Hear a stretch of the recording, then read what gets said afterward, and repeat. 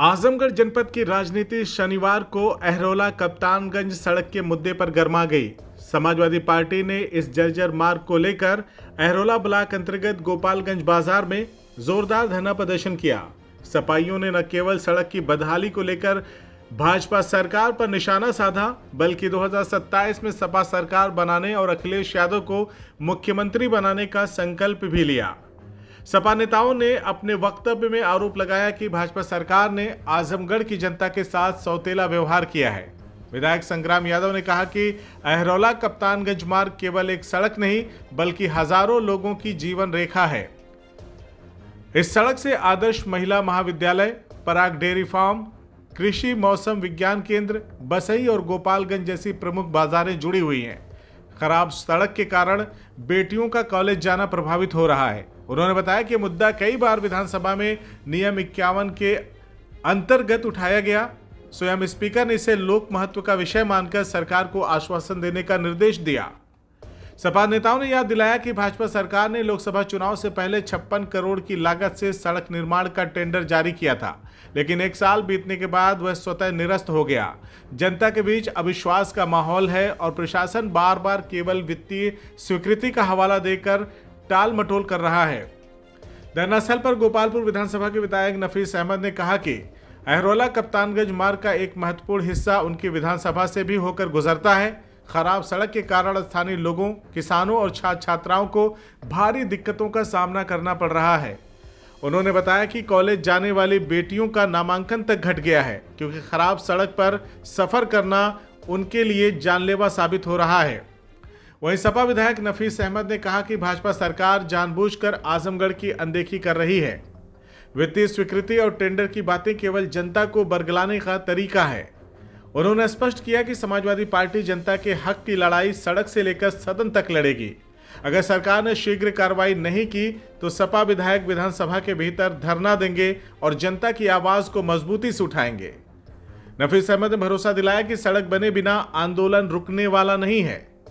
वहीं धरने के बाद एसडीएम बुढ़नपुर को महामहिम राज्यपाल के नाम ज्ञापन सौंपा गया। नेताओं ने चेतावनी दी कि यदि शीघ्र निर्माण कार्य शुरू नहीं हुआ तो आने वाले विधानसभा सत्र में सपा विधायक सदन के भीतर धरना देंगे और सरकार को कटघरे में खड़ा करेंगे। वहीं पूर्व मंत्री बलराम यादव ने अपने संबोधन में कहा कि आजमगढ़ हमेशा से समाजवाद की धरती रही है। यहाँ की जनता ने 2022 में 10 विधायक और 2024 में 2 सांसद चुनकर सपा को मजबूत किया। भाजपा का जनपद में कोई जनाधार नहीं है, इसी कारण सरकार आजमगढ़ की उपेक्षा कर रही है। वहीं लालगंज सांसद दरोगा सरोज ने कहा कि मौजूदा सरकार केवल घोषणाओं तक सीमित है, जनता को राहत नहीं मिल रही है और अब सड़क से सदन तक समाजवादी पार्टी संघर्ष करेगी। धरना प्रदर्शन ने साफ कर दिया है कि अहरौला कप्तानगंज मार्ग का मुद्दा अब केवल विकास तक सीमित नहीं रहा, बल्कि ये 2027 के विधानसभा चुनाव तक भाजपा और सपा के बीच राजनीतिक टकराव का अहम बिंदु बनने वाला है। धरने में अतरौलिया विधायक डॉक्टर संग्राम यादव, गोपालपुर विधायक नफीस अहमद, पूर्व मंत्री बलराम यादव, लालगंज सांसद दरोगा प्रसाद सरोज, अहरौला ब्लॉक प्रमुख शकील अहमद, अतरौलिया ब्लॉक प्रमुख चंद्रशेखर यादव व श्यामधर चौबे, हर हर महादेव इत्यादि लोग मौजूद रहे। देखिए, आज ही नहीं, इससे पहले भी पदयात्रा के माध्यम से हम सबने सरकार का ध्यान आकृष्ट कराया था। जैसा कि आप जानते हैं कि इस समय समाजवादी पार्टी उत्तर प्रदेश की विधानसभा में विपक्ष की भूमिका में है। हमने अपने विपक्ष के दायित्वों का निर्वहन करते हुए जितने भी तरह के नियम हैं, उन नियमों के तहत इस मार्ग के निर्माण के लिए सरकार से अनुरोध किया था। चाहे सरकार के तत्कालीन लोक निर्माण मंत्री केशव मौर्य जी रहे हों, चाहे जो इस साल जो 2022 के बाद जो सरकार आई जिसके लोक निर्माण मंत्री जितिन प्रसाद जी रहे हों, या आज स्वयं मुख्यमंत्री जी के पास लोक निर्माण विभाग है। हमने अपने विधानसभा में नियम 51 के तहत लोक महत्व इस विषय को विधानसभा में उठाया था और हमारे माननीय स्पीकर महोदय ने व्यवस्था दिया था और सरकार को निर्देशित किया था कि ये लोक महत्व का विषय है। सरकार आश्वासन दे कि इसको यथाशीघ्र बनाने का काम होगा। आज सरकार जनहित के मुद्दे से, ये जनता का मुद्दा है, इस सड़कों पर जनता, पूरे गांव जुड़े हैं। इसी पे लड़कियों का आदर्श महिला महाविद्यालय है, इसी पे पराग का डेयरी फार्म है, इसी पर कृषि का विज्ञान का मौसम विज्ञान केंद्र है, इसी पे हमारी बसई की बाजार है, गोपालगंज की बाजार है, मड़ना की बाजार है, एरौला की बाजार है। फिर हम इधर जाएं तो भवानीपट्टी से लेकर के अगर आप देखें तो हमारे लोगों के गांव के जीविकोपार्जन के लिए लोग इन छोटी छोटी बाजारों में हमारे व्यापारी गण हैं, जो आज इतनी खराब सड़क के कारण, हम अभी कुछ दिन पहले राजकीय महिला महाविद्यालय गए थे जहां बेटियों का नामांकन कम हुआ है। तो हमने उसका रीजन पर जानने का प्रयास किया तो लोगों ने बताया कि खराब सड़कों के कारण बेटियां आज पढ़ने नहीं आ पा रही। तो जिसके कारण हमने इसको अभी जो विधानसभा अगस्त में चली उसमें नियमों के साथ आए, तो 18 अगस्त को संसदीय कार्य मंत्री ने बयान दिया कि ये वित्तीय स्वीकृति पर निर्भर करता है। जब से हमने धरना की तिथि निर्धारित की, लगातार प्रशासनिक अफसर कल कई प्रशासनिक अफसरों का हमारे पास फोन आया। आखिर क्या कारण है विधायक की सरकार सौतेला व्यवहार कर रही है? आजमगढ़ में कई सारी विधानसभाओं की सड़कें बहुत सारी खराब हैं और आपने जब पूछा था विधानसभा में, उसके बाद आपको एक पत्र दिया गया था, उस पत्र को आपने वायरल किया था और जब आपने धरना प्रदर्शन की बात की तो आपको फिर बताया गया कि वित्तीय स्वीकृति हो गई। बार बार ये बात सुनने में आ रही है, यहाँ की जनता को कब राहत मिलेगी और सच्चाई क्या है जनता के सामने बताइए। देखिए, सच्चाई तो यही है, 18 अगस्त के पत्र का हमने वायरल किया, इसके बाद जो हमने धरना की तिथि निर्धारित की, इनके कई प्रशासनिक अफसरों ने हमें फोन किया। हम उनकी चर्चा आपके बीच अधिकारी की नहीं करना चाहते। उन्होंने कहा कि विधायक जी ये स्वीकृत हो चुकी है और अभी हाल ही में। तो मैंने कहा आप जनता को बता दीजिए, आके बता दीजिए, क्योंकि आपने लोकसभा चुनाव से पहले इसका टेंडर भी निकाला था और टेंडर इसलिए निकाला था 56 करोड़ की लागत से बनेगी। आपने कहा था कि बहुत जल्द शीघ्र निर्माण शुरू हो जाएगा, लेकिन 1 साल बीत गया और आपका वो टेंडर स्वतः निरस्त हो गया। इससे जनता में एक अविश्वास का भाव पैदा था, जिसको लेकर समाजवादी पार्टी ने अपने दायित्व का निर्वहन करते हुए आज बाजार में, चूंकि हम पहले बसई में कर चुके थे, पदयात्रा कर चुके थे, ये प्रमुख बाजार थी, हमने एक दिवसीय धरना। यहाँ पर कोई राजनीतिक विद्वेष की भावना के तहत कार्य नहीं किया जा रहा है, क्योंकि यहाँ पे समाजवादी पार्टी के 2022 में 10 विधायक चुने गए, उसके बाद 24 में 2 सांसद भी चुने गए। यहाँ पे भाजपा की राजनीतिक स्थिति बिल्कुल शून्य है प्रतिनिधित्व के मामले में। तो क्या आपको लगता है कि इस वजह से यहाँ से कुछ अलग तरह का व्यवहार किया जा रहा है? देखिए, उनकी स्थिति पहले भी शून्य थी, आगे भी शून्य रहेगी।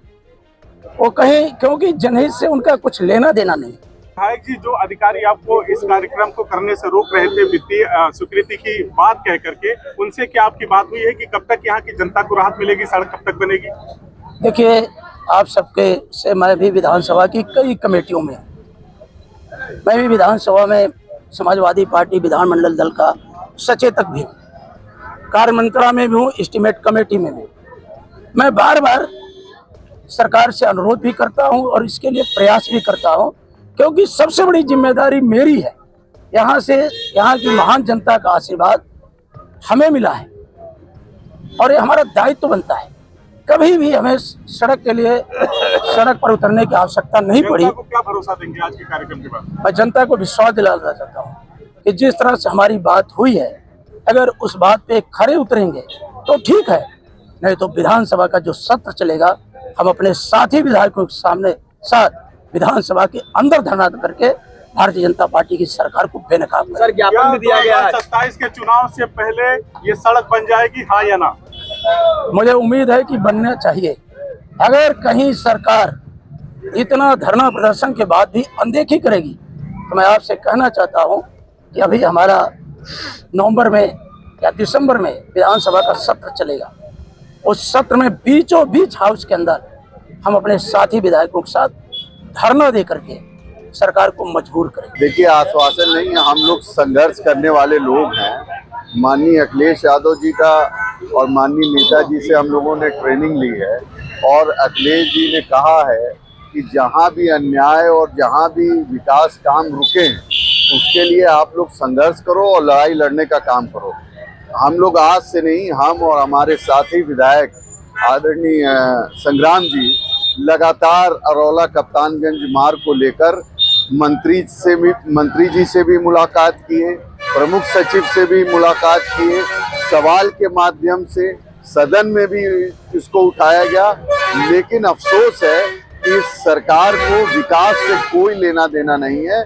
और इसीलिए आज आप देख रहे हैं कि उत्तर प्रदेश जो आगे जा रहा था वो पीछे पीछे की तरफ जा रहा है। कोई भी नया इन्वेस्टमेंट नहीं आया, कोई रोजगार का जरिया नहीं बन पा रहा है, बेरोजगारी बढ़ी है, तमाम दिक्कतें परेशानियां उत्तर प्रदेश में बढ़ती जा रही हैं। हमारा नौजवान परेशान है, सड़कें खराब जब इस सड़क को लेकर के स्थानीय जनता माहौल बनाती है, जब आप लोग आवाज उठाते हैं तो तुरंत सरकारी अधिकारी जो है वो आपके कहते हैं कि स्वीकृति मिल गई है, वित्तीय स्वीकृति, अब सड़क बनेगी, तब सड़क बनेगी। ये सुनते सुनते यहाँ की जनता ऊब चुकी है।